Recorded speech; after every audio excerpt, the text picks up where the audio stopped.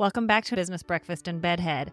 I actually do these live calls on Instagram. I would love for you to come and hang out with me at them. So if you don't already follow me at Dawn Bradley, DAWNBRADLEY, should have made a song about that. Go follow me there because then you can take part in these live calls and can actually chat with me. But if you can't make them, no sweat. Now they're going to be here. So welcome to Business Breakfast in Bedhead. Buckle up, friend, and let's dive in. I overthink, I overshare, and I overanalyze. So come explore with me as I chat about business, life, and relationships, all through the lens of an anxious creative. Good morning. Ooh, I don't like this filter. And welcome to Business Breakfast and Bedhead.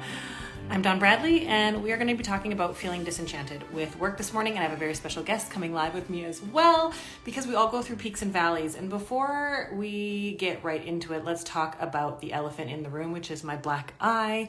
I'll tell you a little bit more about that as well as we get into this.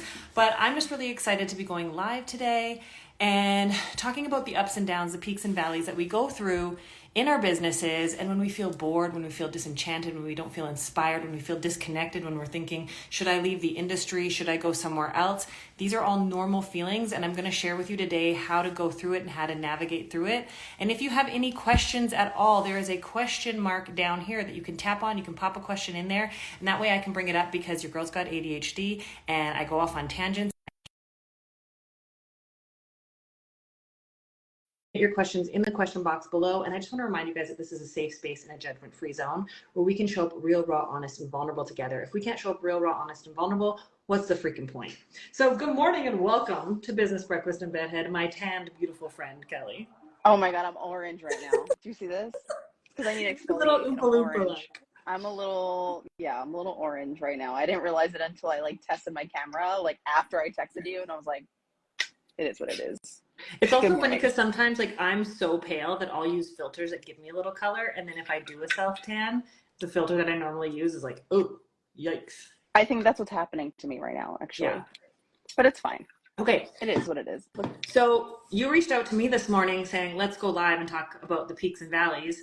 And we'll talk about my black eye too, because I think that's part of the peaks and valleys. It fits in. It's looking pretty good today. It's really getting. It looks more painful today because it's yellow, reddish. Yeah, it's actually so I hit my eyebrow. You can see the cut there. It's very small. I was worried I was going to have to get stitches and a scar, but barely cut. I mean, let's get a vote. Those of you guys that are here right now, do you want me to tell the story now or do you want me to tell it later? Now or later? Put it in the comments. But Kelly, what inspired you to want to talk about peaks and valleys in business? I think because I know we're both kind of going through that, right? Where it's you lose inspiration, and I think it's important to honor that a little bit and allow yourself to be a little bit of a lump for a little bit of time, because we all need that. But then I feel like this is something I've just been thinking a lot lately. Then you have to make almost a decision to not be that way anymore. You know what I mean? You have to be okay, time's up. I've spent a few months doing nothing. Now I have to go back onto it, and then finding ways to get yourself re-inspired. Yeah. And that's been my last year is I kind of got poopy pantsy of I'm not excited. And then I'm do I do this to be excited, or do I do this to help change others' lives? And why not both? Yeah. And I was literally just texting being when I post things, for example, Instagram, I put up some reels. I just reposted some reels that I know are helpful to people. And I'm but that's not hard enough, because I always think I have to earn it.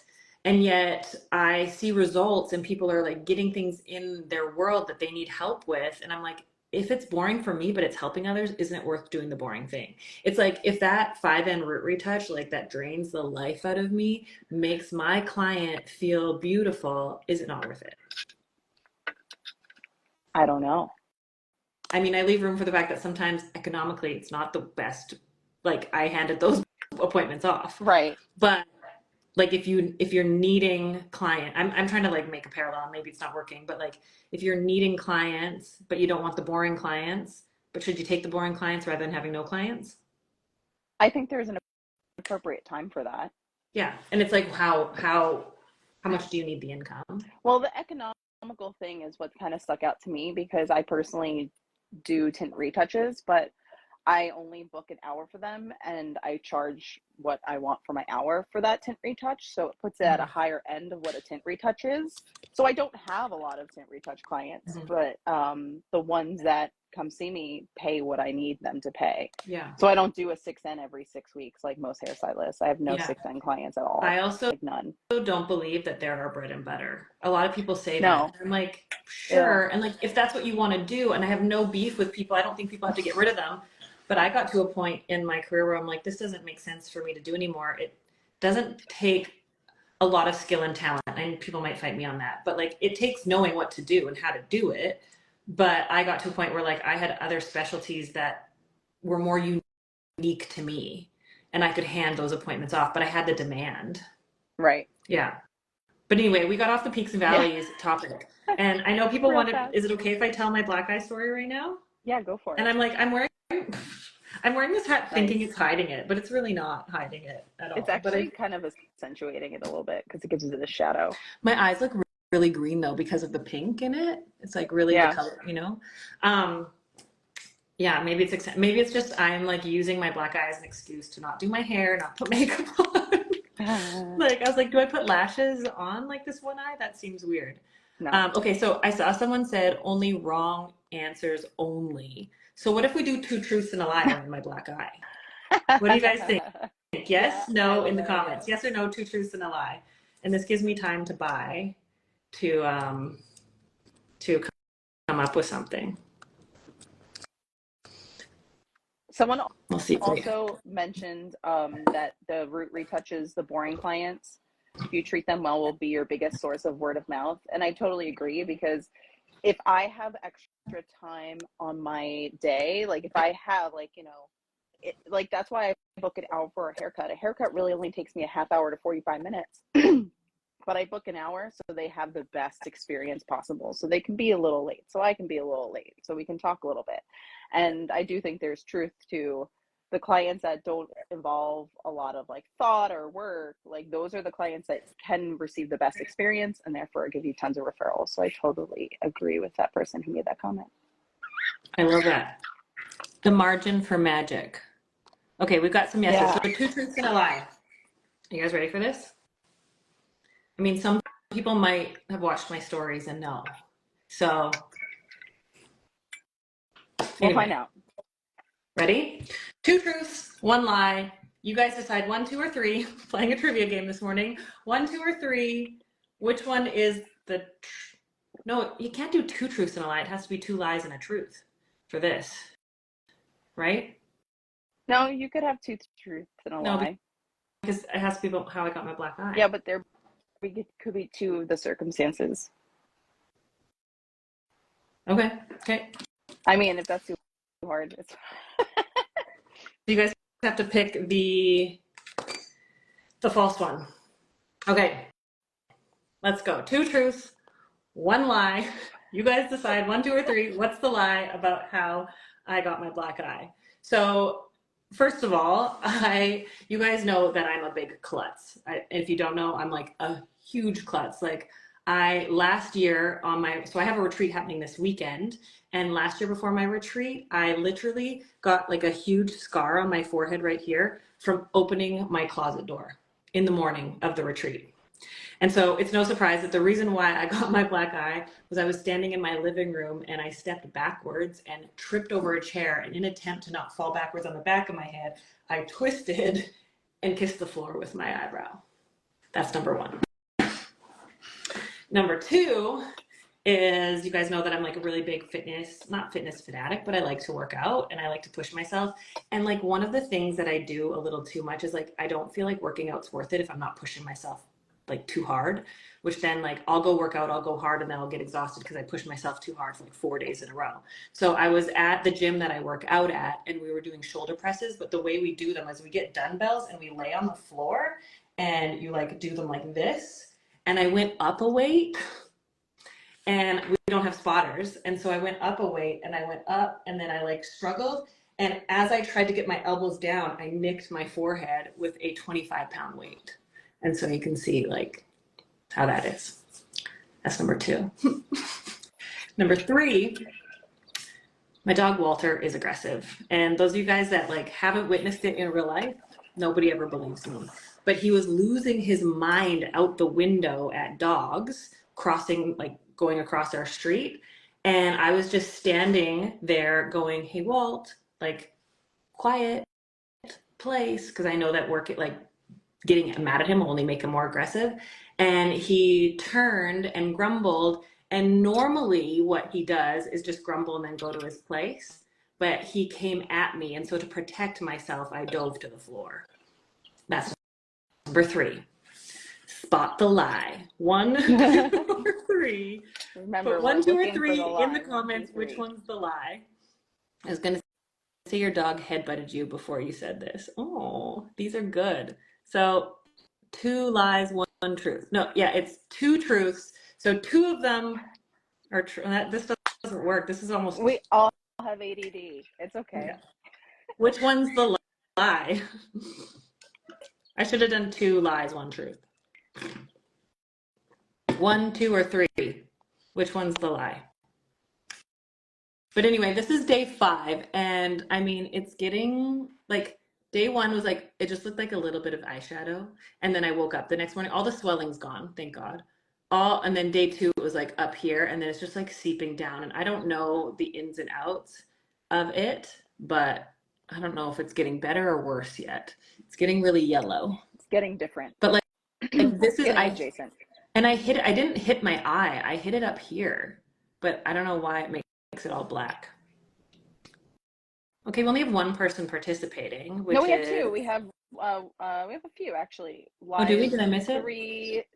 One person says the workout is a lie, so number 2. And then there was someone says the dog was. Oh, but then they changed. We have people changing their mind too, but that's okay. 2 is the truth. The workout one. So it's 1, I tripped backwards. 2, the workout. 3, the dog. Which one's the lie? So we have, we have a vote for 1 being the lie. Do you guys want to keep participating, or do you want to know what it is? We didn't really think this through, but we were just vibing. It's okay. Okay, so let me tell you exactly what happened and how I got my black eye. So Walter was barking out the window. He is a sweetheart. He's a rescue dog. He's very large. He's like, I don't know, he's 85 pounds, but really tall. He's part Irish Wolfhound, part sheepdog, they think. So he's a big guy. And he had a rough start to life. I don't really know, but he goes into this like blackout rage. And I've taken him to, like, there was a point where I thought he was going to have to be euthanized because I was like he was attacking me and my ex all the time, and we didn't know what to do. We couldn't take him for walks. It was so anxiety inducing. So he has a e-collar, which I know is a very controversial thing, but it wasn't on. And when he loses his mind, like that's the only thing. It doesn't hurt him, but it just kind of like a tap on the shoulder of like, hey, snap out of it. He didn't have his collar on. And he went ballistic out the window because there's these dog walkers that walk like 20 dogs by our house every day. And he kind of blacked out. And I know like most people would like yell and get angry, but I know that doesn't work with him. So I was like, well, like place, quiet. And normally he'll turn around and grumble and look at me and then go to his place. And this time he didn't. And I don't even like admitting this because, I mean, he actually like snapped at me once on a live Instagram. People saw it. He's never like, he's like given me like little bits, but I've always been okay. And I know how to handle him. And it's only ever been me. He's never done it to anyone. He's never hurt anybody else. But this time he kind of came at me and he kind of like, I wouldn't say like full on lunged, but it scared me, enough to kind of like take a step back. And my chair in my living room was closer behind me than I thought. And so I didn't black out, but it just happened so quickly. I don't really know what happened. I might have put my knee up to protect myself from him, and then I leaned back. Anyway, tripped on a chair, and then I was like a gymnastics kid, so I always knew how to fall well. I've always fallen well. But I think because of the way he scared me a little bit, I went to protect my face. And so I like twisted midair, and I think like scared of him, like what if he flips a switch and comes at me. Like, I don't think he would, but like, in that moment I was scared. So I turned, and the next thing I remember is I was like looking at the like coffee maker, and I was in shock. And I was like, whoa. And it startles me and it scares me. And I wanted to cry. And I was like, no, you're fine. Like, when I get shocked, I like want to bawl my eyes out. And then I was kind of surprised. And my boyfriend was there, and he like went to like just make sure Walt was okay. Like, not in like a not taking care of me, but like, because Walter was like kind of like in his fit of rage. He's like, are you okay? I'm like, yeah. And then I went to the couch. I put my hands in my face like this because I was just like, that really hurt my eyebrow. But my pain has always been minimized in my life. Like, I've always been told like, oh, it's not that bad. And so when I hurt myself, I'm always like, it's not that bad. It's not that bad. And then I remember like bringing my hands up and just seeing a ton of blood. And I didn't think I had cut myself. And I mean, faces bleed a lot too. So I knew that because I'd taken a lot of first aid. So if I didn't know that faces bled a lot, I'd be really scared. But I was like really worried that I'd split my eyebrow open. But it's like very, very minimal. It's just a wicked bruise because I think it must be like, your face must just be that much more sensitive to it. But I don't have a concussion, I don't think. We have free healthcare. I probably should go. Fine. There. I'm fine. Minimize my pain. You would know by now, I think. And right? it doesn't hurt to touch at all. Like, it's looking worse, but it's feeling better. So, questions, comments, concerns? Walter is like, if you ever meet him, he's like a ginormous sweetheart. He loves meeting new people, but Kelly's seen him kind of snap a little. Oh, I've seen his scary face. Yeah, he's got a scary face. He's like he'll like cuddle up on your lap, but if you don't touch him the right way, he's a polar bear. Yeah, and what he does is he like I always say he's like an abusive partner. Like, he's so charming to everyone when you meet him that they're like, I can't see that him being like that. Like, I've been in relationships like that, and you're like, actually, like, he doesn't physically hit me, but like, meh. But like, Walter's like a physically abusive partner where like nobody witnesses it.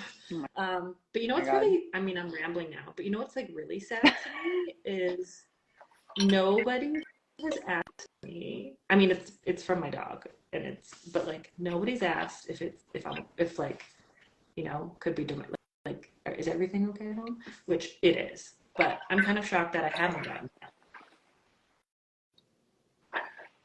You froze as soon as you said that, but I got all of it. But wait, why are you freezing now of all times? Hold on.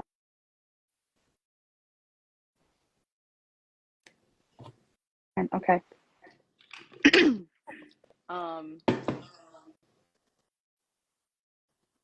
I don't know. I didn't ask you because you told me, and I. Well, no, I don't expect you to ask.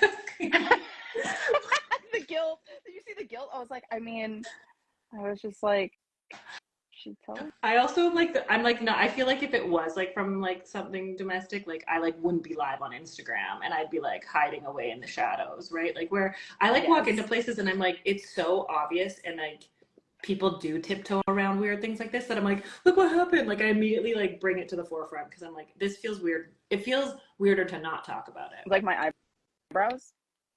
What's wrong with them? Did you just color them? I got them dyed, but like they're a little bit better this morning, but I got them. They're dark. I did self tanner yesterday, and because the self tanner was on my face, they grabbed like that. Mm. And they were super dark yesterday. And I felt like I was like so embarrassed. I'm like, this isn't my normal eyebrows, and I usually don't care what I look like.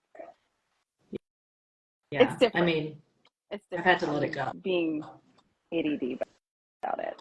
Okay, so let's go back to peaks and valleys. So the way are you in a peak or are you in a valley?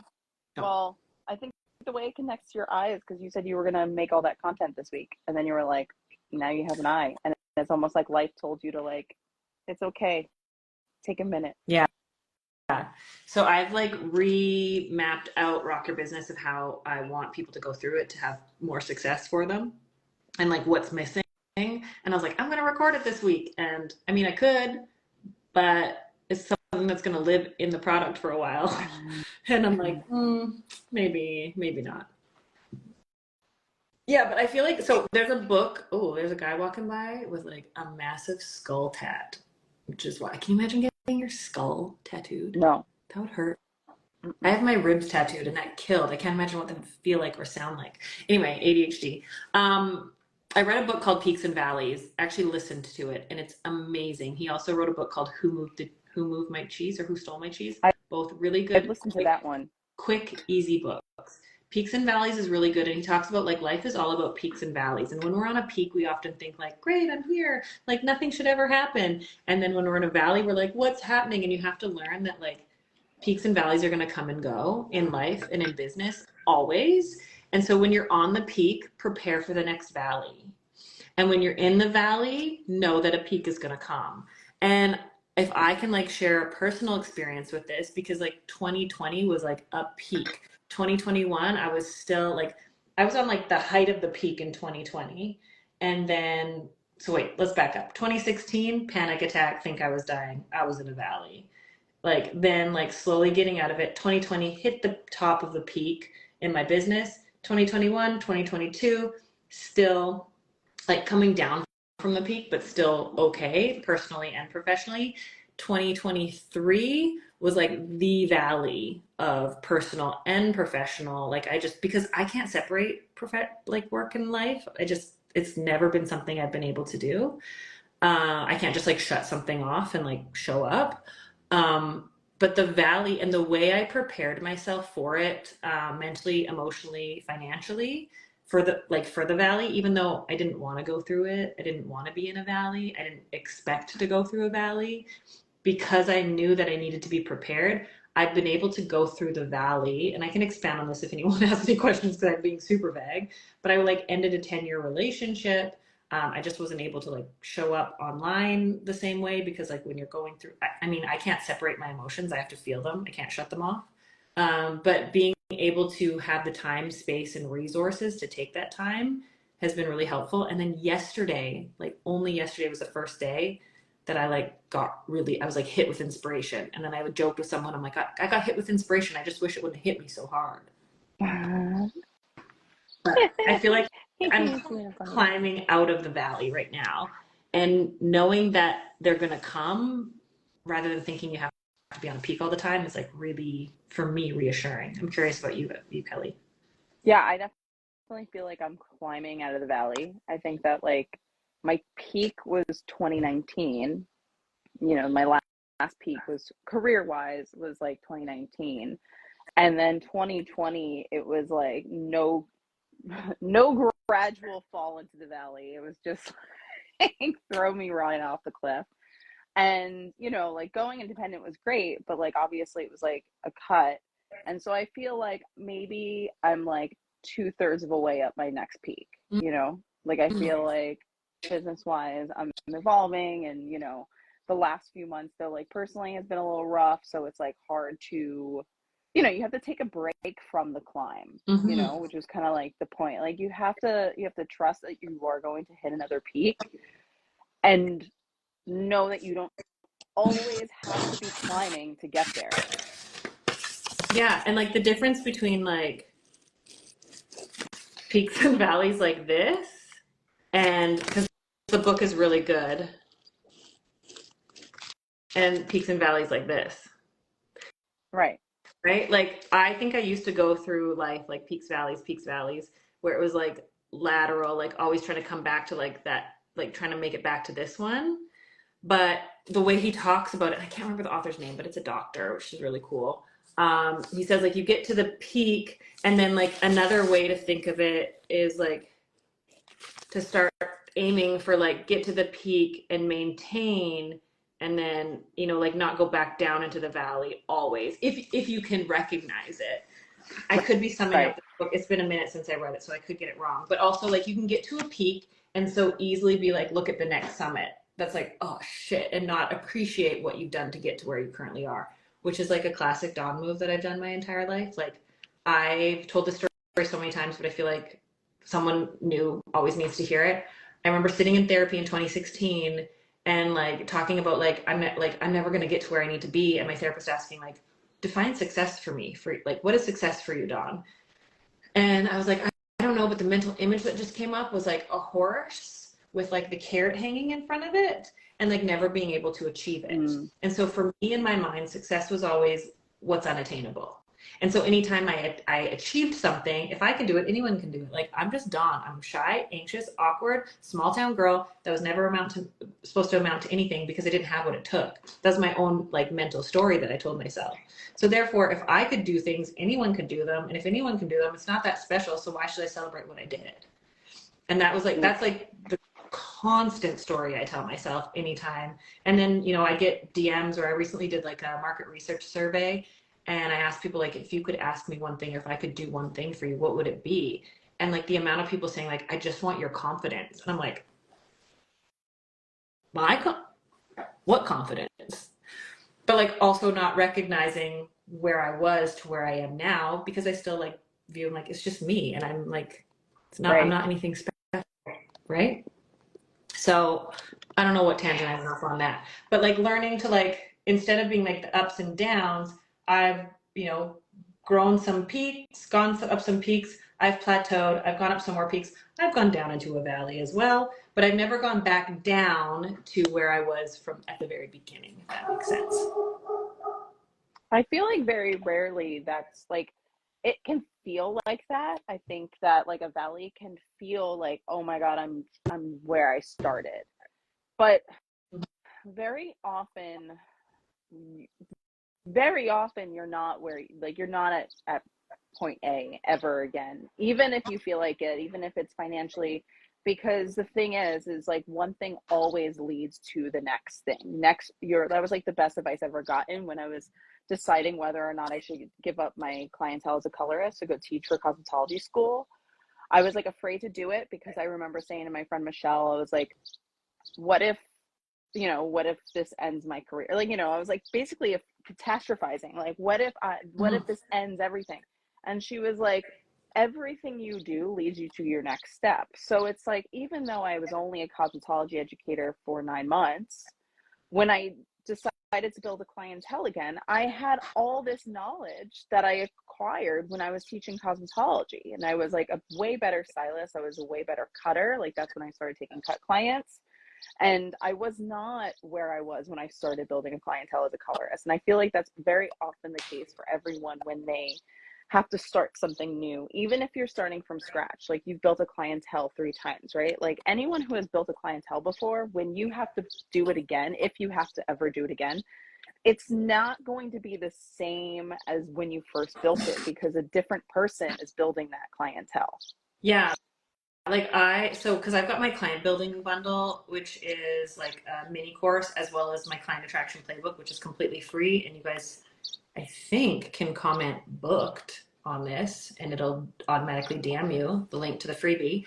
But I've built and rebuilt my clientele 6 times on 3 different continents. And the reason why I was able to get fully booked in under 12 weeks in a city where I knew no one wasn't because I like knew the magic trick. It's because I had my reps in, because I knew what worked and what didn't work. And I knew I had to get out of my own way. And I had, despite being shy, anxious, awkward, and weird, I had to push forward anyway. And I was like, I had to ask myself, how bad do I want it? And so I knew what worked and what didn't work. And I knew that my chances increased of getting booked quicker the more people I talked to. And I literally had this thought as I was falling asleep last night, so thank you for bringing this back up, is like, am I willing, like, how can I talk to more people in a day? Like, literally practicing, and like, you have to learn how to talk and how to invite them in and how to, you know, like, kind of sell yourself. But at the end of the day, like, you can learn those skills, but the only thing that's going to get you more clientele is if you talk to more people. And like, I see so many people not wanting to do that. They're like, well, I'm posting stuff. And I'm like, posting's not going to get you people. Like, it might randomly. Yeah. And having posts up that people can reference to see if they want to see you. Absolutely. But you need, I mean, it's my opinion, but you need to talk to more people. You need to find a way to get in front of more people, whether it's digitally or in person. Well, my high horse. no, you're 100% right, because you have to be outgoing and engaged and friendly to people in general, because everyone has, like, everyone thinks they're the center of everything, whether you want to admit it or not, right? So like, when you as a person encounter someone, and if that person's not immediately friendly to you, most people think that person doesn't want to talk to them. Most people go, they don't want to talk to me, or they're not interested, and like in the extreme case, oh, that person's bitchy, you know. But that's usually not the case. Usually people are just more awkward and not talk to someone and be engaging with someone. It's up to us. Oh, you're That, breaking like, up. first person. No, really? I can still hear you. Okay. Maybe. Yeah. Okay. And it like depends on like maybe you're wanting to attract like awkward people, and then like your awkwardness wins. Like stop like for so long, because I think you and I both like have been in corporate salons where it was like be a certain way, like don't be yourself, be professional. And then I've had to undo that, being like, oh, like I was attracting people that expected me to be a certain way that I wasn't. So then I had this anxiety if I had to be something I wasn't, and I didn't give myself room to be like who I am. And it caused me so much stress and anxiety. And the moment that I started like talking about like farting and Backstreet Boys and like things like that, I started to attract clients in my hair business and then students in my business stuff that related to that. And I inadvertently gave myself permission to be me. And then I attracted people who were okay with me being me, where before I was like, Dawn, like 2016 Instagram Dawn was like, you're perfect, you don't make mistakes, and that's why people come to you. And then if I made a mistake or if something didn't go right, then I like crumbled. Yeah, I think that's something that you know, there's been such a culture shift in the industry, you know, in the last like 15 years, and social media has become a really big part of that. I feel like I think that people crave authenticity now. Like things aren't as curated, you know what I mean? It's not the same as like going through like a hair magazine to pick out like the highlights you want. Like you can literally just Google something and pick something from that. And so I think that people also now, they want the real, like, you know, of course there's going to be like that old-fashioned client that, like, you know, like the older clients especially are going to expect a certain thing. But I really feel like in New York, like the tides are is like people want to feel upscale but comfortable, and there's such a value to like being yourself with your clients, and then you attract so many more clients and make your life so much easier. Totally. And then it makes it yeah, easier and like to be at work. find like what, yeah. And maybe to go back to our theme is like, as you make the shift from like becoming more like authentic, as much as that word is such a buzzword, but truly like coming into your own, which I feel like we're giving ourselves more and more permission to be in our industry. You might experience a bit of a peak as you adjust and shift who Right. you're attracting. Like I doubled my prices February of 2019. And I lost a lot of clients and I got pushback, but I knew I was changing the way I offered my services. I was no longer double booking. I was giving more value. And so that meant the people that didn't see the value in the new way were going to shed. And I see this with my Rock Your Business students all the time, where they like want to work less. They want to, you know, do higher quality work. They want to change the way they're running their business. And yet when they see their schedule not as full, they panic. And I'm like, but wasn't the goal to work less? And they're like, yeah, but like, it's not full. And we're addicted to the fully booked. When really, and then I've said to them, go back and look at your numbers. And they're like, either they're making the same as they were before, or they're making more. And I'm like, okay, so why are you so stressed about the way your bookings look? Like, we need to be less worried about the way our business looks outwardly to other, and I'm speaking to myself here. We need to be less worried about the way our business looks outwardly to other people and more concerned about how it actually is doing, because so many people will put their business in harm's way, in detriment, to make sure it looks good. I've seen somebody on YouTube who wanted to be a professional rapper and put all this money behind production, had really high-end productions, but like wasn't getting the exposure. And I think he put himself in $200,000 of consumer debt because he thought, well, the next best produced video would make him big. And it's not about high production value. It's not about having the right microphone. It's not about having like a professional cam. Like it's about how you connect with people. Oh, you're frozen again. I know. I don't know what happened. Wait, am I frozen still? I like keep trying to move my phone towards I'll even my say router. like when my business, so case in point, I used to do business breakfast in Bedhead, and this is technically business breakfast, and I did it every morning at 8 a.m. in the height of the pandemic. And I would like wake up in bed and do it. And then I got to a point where I'm like, okay, Dawn, like a successful business owner, I like had this story in my head, doesn't like go live on the internet in bed first thing. And so I started like doing my hair and my makeup and like coming down to my office and like being on my like nice camera and trying to make it look really professional. And then I lost the connection because people relate to me in my like goofy, weird disheveledness. And I'm like, oh, I'm like literally paid to be in my PJs. Like when people see me done up and out, they're like, Dawn? And I'm like, I like getting done up.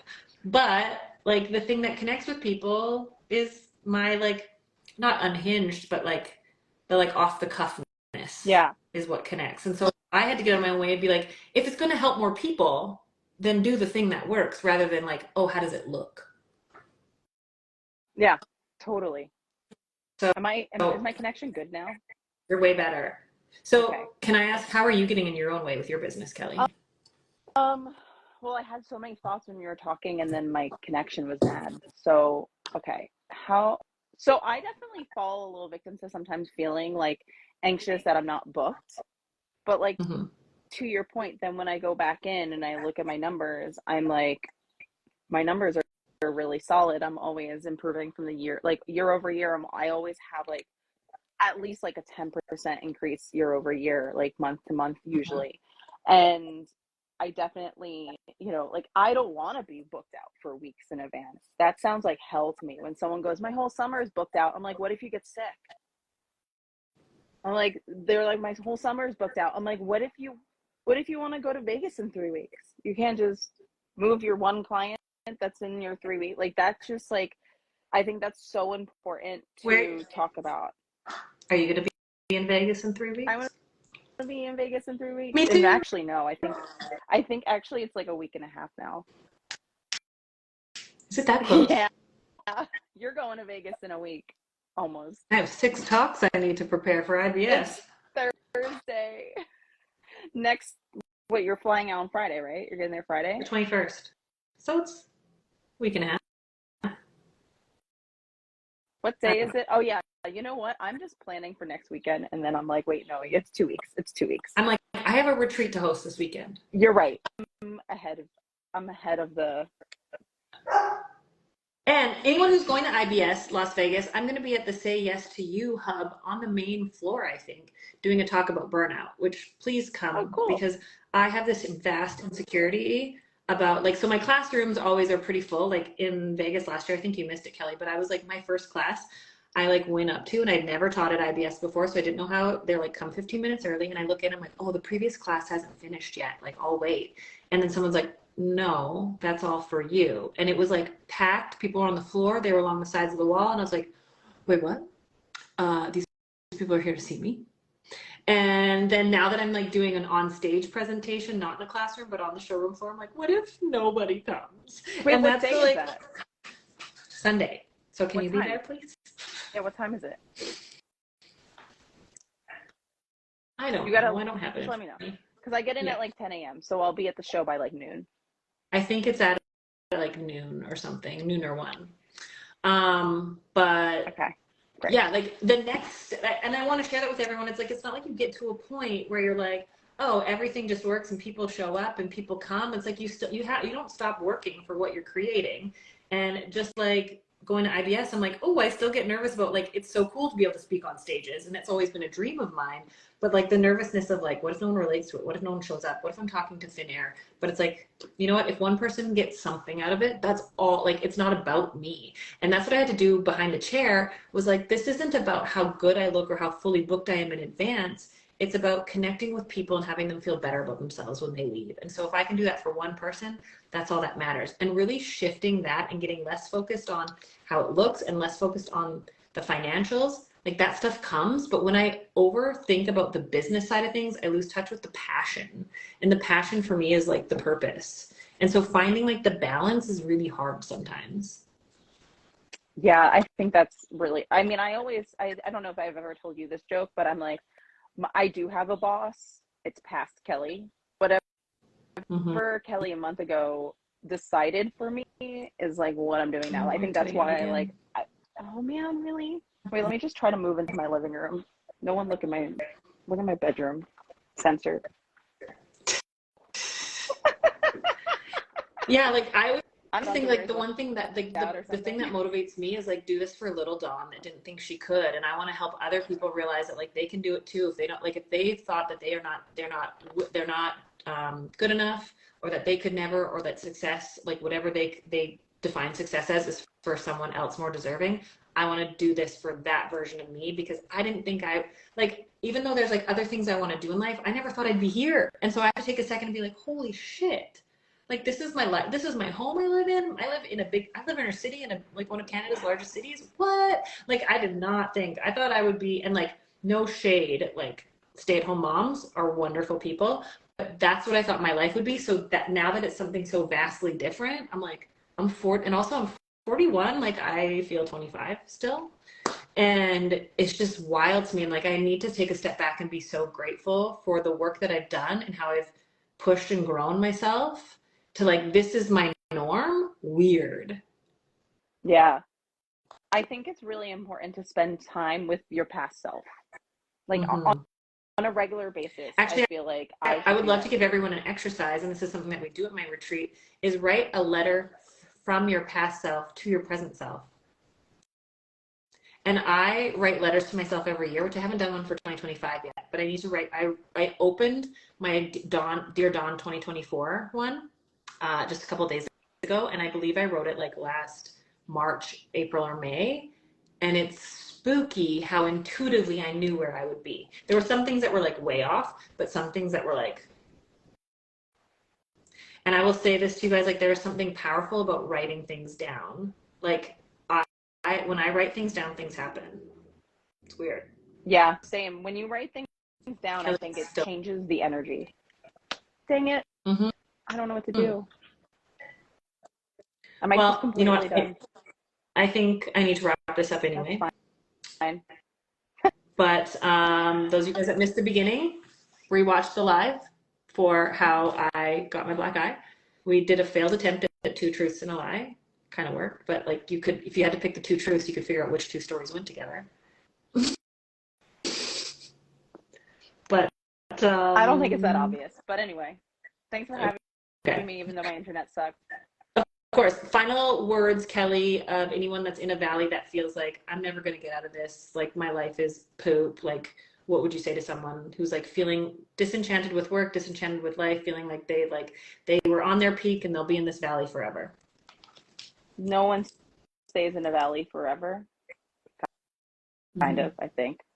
I like to think no one stays in the valley. Eventually the peak does come. And when the peak does come, you do but you have to climb up it. All the stuff. Yeah. Man. Yeah. And climbing up a mountain, you're gonna have to exert some effort. Yep. But then you can summit, you can rest, you can relax. Just don't start climbing down. Just go up the next one. All right. Thanks for coming live, Kelly. All right. This is kind of perfect because you live in New York. I have a New York hat. Oh, you're cutting it. Okay. Bye. Bye. Bye. Bye. Yeah. Bye. Thank you so much for listening to the podcast and for tuning into Business Breakfast and Bedhead. Like I said, I would love for you to join me live on these over on Instagram. So once again, just look up Dawn Bradley and let's connect. Shoot me a DM, send me a screenshot, tag me in your stories of listening to this or what you took away from this. Those comments, that feedback really makes my day and helps me know that these things are landing and that you want to hear more. I do these lives and I do this podcast for you to help you, and your feedback means the world to me. And if you enjoyed this episode, help me spread the love. Share it with a friend, a coworker, family member, or leave a review. And make sure you subscribe so that you don't miss out on any future episodes. Thanks so much for being here, and we'll see you next time. Until then, friend, stay weird.